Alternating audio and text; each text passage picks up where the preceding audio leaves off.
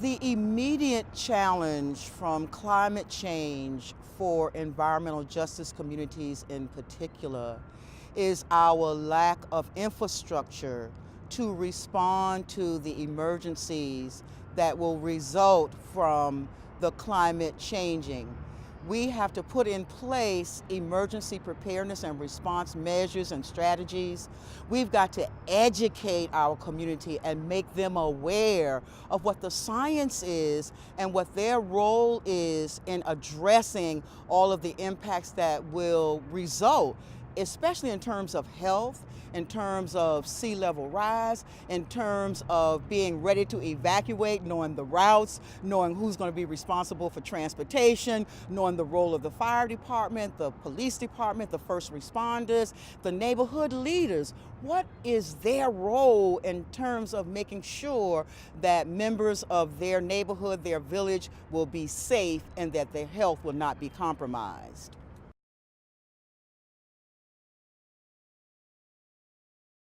The health impacts for the people on the ground from climate change will include a lot of ailments that relate to heat stress, strokes, respiratory diseases, digestive diseases, as well as an exacerbation of illnesses that already exist, pre-existing conditions. Those are the vulnerable people that we're talking about. What will happen to them is our concern, because many of those people still, unfortunately, do not have health care. They do not visit their doctors regularly. They do not have a system that will protect them and help to decrease the impacts and help them address what they're already dealing with. So this is going to be like adding injury to insult or insult to injury, because they just don't have the means and the resources to respond, because first of all, they don't have a relationship with the hospitals, the doctors, and our health department. And so there must be a dialogue and a conversation between all of those entities to come up with a strategy as to how people are going to be able to deal with their health issues.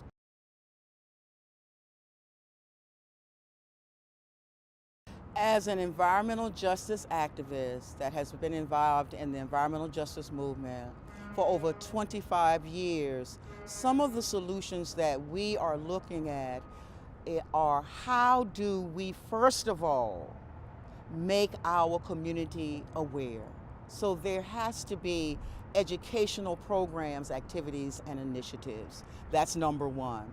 Number two, we've got to look at, with our elected officials and our first responders, what do we do when that sea is rising as a result of a hurricane like we had with Matthew? We're also looking at how do we build in this capacity, build the capacity of people to deal with adaptation, as well as resilience. Resilience strategies are going to be very important, because how will people recover? What do they do? How will they access resources? Who will they be working with? What kind of partnerships will be involved and engaged to make sure that if people are injured, if people find themselves in an emergency situation, if they find that their homes have been destroyed, if their health is more impacted, how do they rebound from that? What will they be able to do? Who will they be able to look to? How will they be able to have that conversation when they haven't had it in the beginning? How will they interact with the federal government? With so many changes occurring on the current administration, who will speak and advocate and champion for the environmental justice communities? It's already been a very serious situation. There are entities or operations in the community where chemicals are stored. If there is an incident or an accident due to the climate change or the climate rising, what are we going to do? How will people respond to that? People don't even know some of the chemicals that are stored at these facilities. So if they don't know, we need to make them aware. We need to work with the industries to put in place a plan. The conversation must be open. That's the first thing. From the environmental justice point of view, we have to look at not only reducing the carbon footprint and debating about cap and trade, those are very sophisticated ideas and notions, but on the ground, what are the strategies, what are the actions, what are the programs that are going to be in place that's going to provide concrete and tangible assistance to environmental justice residents?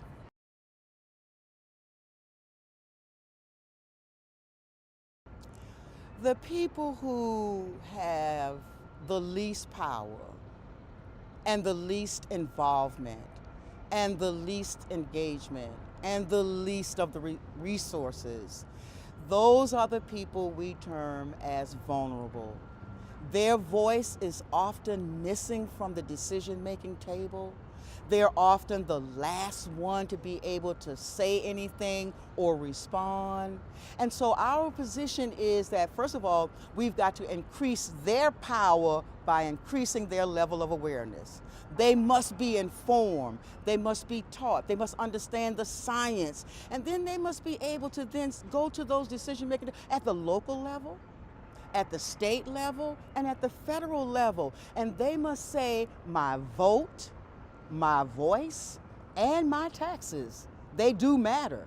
And because I'm a voter, because I am an American, and because I pay taxes, I deserve to be a part of whatever solution we come up with, because we have experts who must be able to collaborate with ordinary, regular citizens to help them understand how do we put the plan together, an effective plan, a plan that's going to be cost effective and that is going to ensure the health and safety of all Americans, particularly those who live on the coast, particularly those who are in rural areas, particularly those who are already suffering, because a lot of times when people are suffering, they don't want to talk. They don't want to be involved. They don't want to come to a protest. They don't want to come to a meeting. They don't want to come to a strategy session. They just want somebody to do something about their suffering. So we have got to ensure that every stakeholder, no matter what sector they are a part of, that they look after those people who are most disadvantaged and those people who are most vulnerable. And you'll find those people in what we label as environmental justice communities, when they really should be called environmental injustice communities.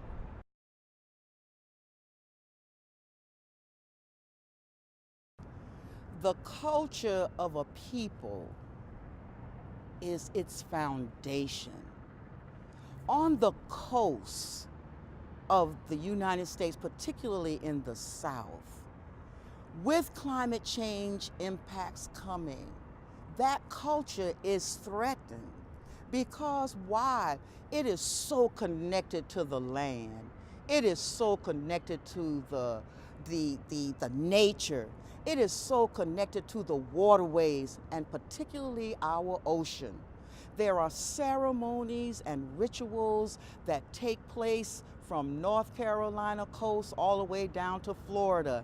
And with the sea rising in temperature, with the waves coming up in a much more powerful way, with the heat of the summers and the winter coming, our land is threatened. Our way of life is threatened. What's going to happen to the fish that we fish out of the river and the ocean when they're being cooked? They're going to come out the ocean almost cooked. We don't even have to do anything. So the culture, the rituals, the very fabric that coastal people live every day, the shrimping, all of that will be threatened if we don't do something about global warming and climate change. Culture is the people. And if you depress the culture, if you get rid of the culture, if you damage the culture, then you're damaging the people. How do they recover from that? That's a spiritual piece. Culture and spirituality and the religions of the people, they go hand in hand. And climate change is certainly going to change all of that.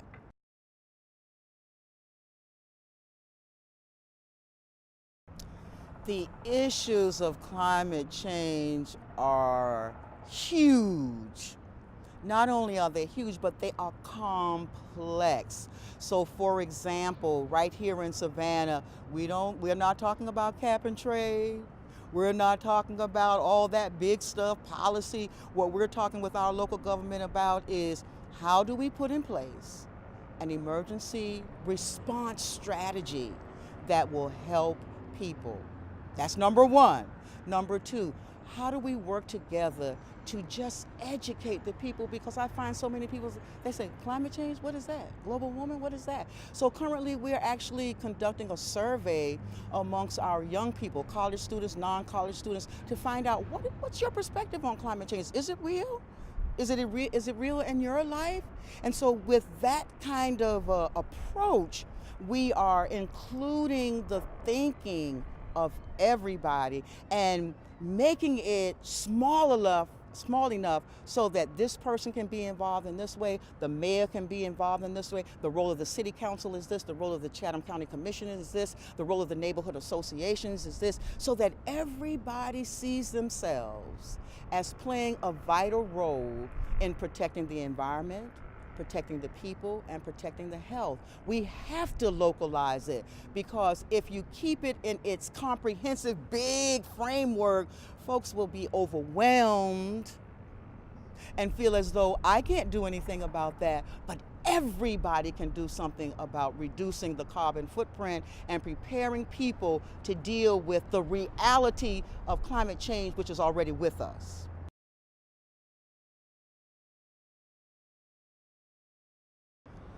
We as a people, we as Americans, we as human beings have a responsibility to the seventh generation, as the indigenous people of this country often speak of. Our responsibility is to leave to them the earth and a legacy that they can continue to enjoy a quality of life that is superb. We are Americans. We are the home of the brave, the free, and we have genius.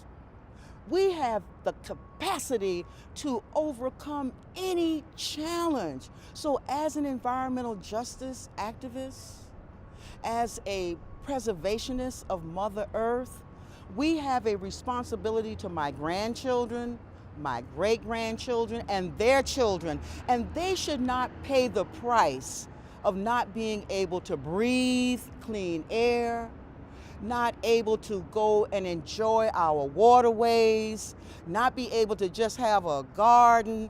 We have a responsibility to preserve and protect, to the best of our ability, Mother Earth, North America, the United States of America, certainly Georgia and South Carolina, Savannah and Charleston, because our children deserve that.